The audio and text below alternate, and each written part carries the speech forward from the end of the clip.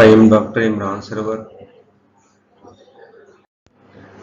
Poliomyelitis is an ancient disease as it is seen in the ancient Egyptian mummies with withered and deformed limbs, but it is described first time by Michael Underwood in 1789. Poliomyelitis has worldwide distribution. The global incidence of poliomyelitis has decreased by more than 99% with the use of effective polio vaccine. Poliomyelitis is actually the infective process involving the anterior horn cells present in the spinal cord and the brainstem. Poliomyelitis is a viral infection and it only involves humans as there is no involvement of vector or any reservoir is involved. That's why this disease is eradicable.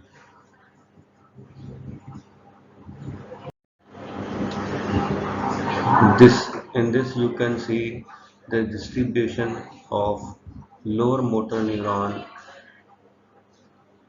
muscle weakness. It is more marked in the lower limb than the upper limb. Poliovirus is a small 30 nanometer icosahedral shape RNA virus belongs to genus Enterovirus of Picorna variety family.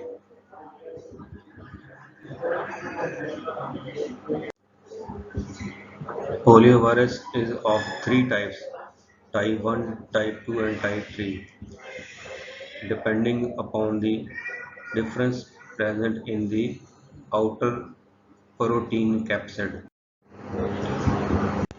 The mode of transmission is direct person-to-person contact. Poliovirus is spread by fecal-oral route and by aerosol droplets. The poliovirus is shed in the oral secretion for several weeks and in the feces for several months.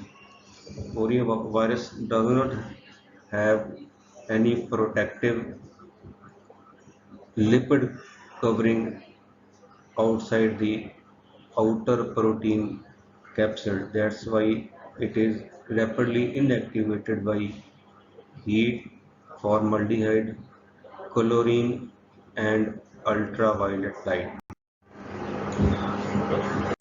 The virus get entry into human body through mouth or nasal mucosa, from where the virus goes to the GIT lymphatic system and then to the blood. From the blood, the virus goes to the central nervous system and the virus spread along the nerve fibers and destroys the anterior horns.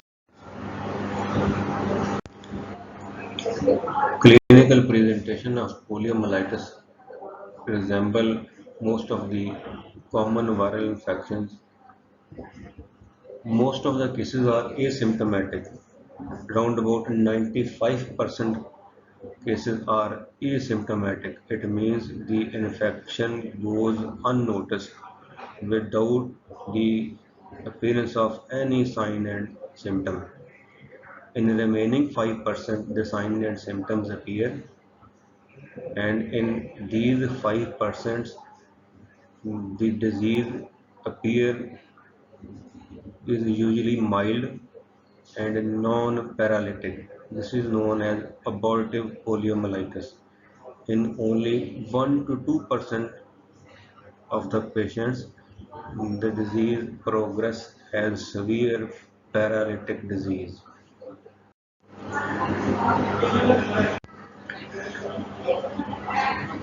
Poliomyelitis can also be classified as spinal poliomyelitis, which attacks the anterior horn cells supplying the upper and the lower limbs. This is most commonly seen in children.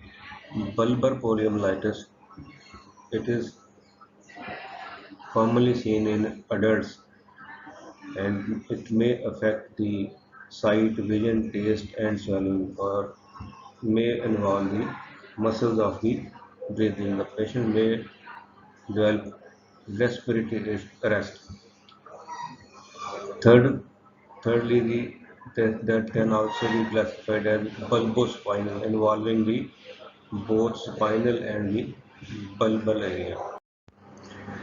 The acute stage, which is seen in the symptomatic patient, generally lasts for 7 to 10 days.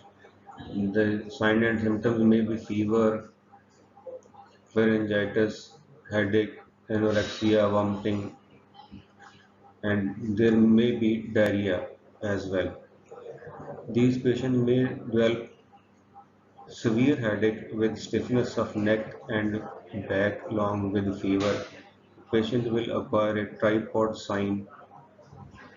There may be paralysis of the respiratory muscle or there may be cardiac arrest if the neurons in the medulla oblongata are destroyed. You can see the patchy involvement. Poliomyelitis involves patchy areas on the anterior horn cells. It means if one group of muscle or one limb is involved, the other side is usually spared. This is the patchy involvement. The convulsive state starts after the normalization of the fever for 2 days. It means the there will be no progression of paralysis if the fever is subsided 48 hours. After the 48 hours of normalization of fever, there will be no progression of the disease. Muscle power starts improving. Physical therapy is recommended for full recovery. Passive stretching exercises and wedge casts can be used for mild to moderate contractures. Surgical release of tight fascia and muscle aponeurosis and lengthening of the tendons may be necessary for contracture persisting more than 6 months. Orthosis should be used until no further recovery is anticipated. These are different methods used as orthosis in orthopedic practice. Chronic stage starts after the 24 months after the active illness. The goal of the treatment include correcting any significant muscle imbalance and preventing or correcting soft tissue or bony deformities. Static joint instability can be corrected by orthosis, as I have told you in the earlier section. Dynamic joint instability results in fixed deformity that cannot be corrected by orthosis. Those should be corrected surgically. There are three basic patterns of polio infection: subclinical infection, paralytic, non-paralytic. Most people have subclinical infection and may not have signs and symptoms as I have told you in the earlier section.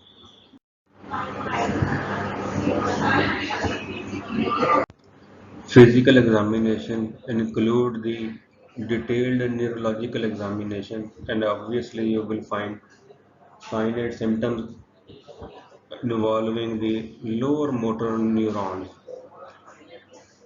and in laboratory the virus can be cultured in throat wash in stool and in the spinal fluid and PCR can be done if the culture facility is not available. The antibody test by laser can also be done, but it has false positive results. The gold standard is the culture of the poliovirus in stool.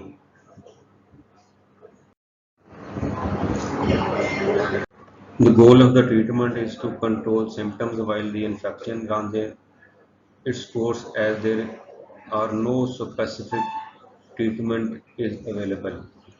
Treatment may be symptomatic, antibiotic for the UTI, moist aid, moist heat to reduce the pain and muscle spasm. Patients should be kept in the neutral position. Painkillers may be used, physical therapy, braces or corrective shoe or orthopedic surgery to help recover muscle strength and function. The possible complications are due to the immobility, leading to aspiration pneumonia, right-sided heart failure,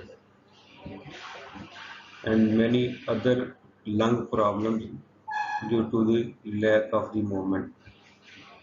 Myocarditis may develop paralytic ileus, permanent muscle paralysis, disability, deformity, pulmonary edema, shock, and UTI can occur. In immune individual, IgA antibodies are present in the tonsil and the gastrointestinal tract. They block the replication of the virus. IgG and IgM antibodies, they also prevent the spread of the virus to the motor neurons and the central nervous system. Infection or vaccination with one serotype of the polio virus does not provide immunity against the other serotypes, and full immunity requires exposure to each serotypes. That's why the patient should be vaccinated if it has poliomyelitis in the past.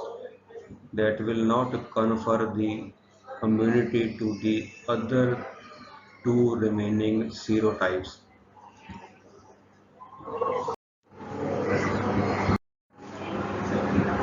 Post-polio syndrome is seen in few people, but it is rarely seen in the pediatric age group.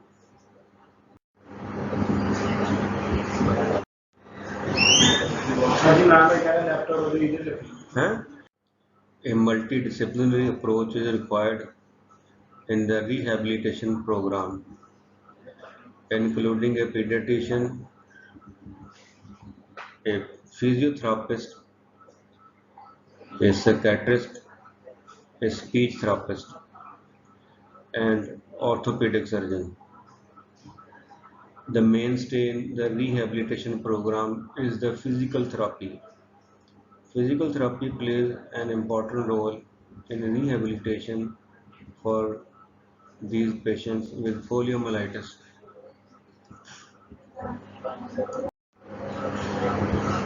The other areas like occupational therapy, recreational therapy, and speech therapy should be carried out by the specialist people.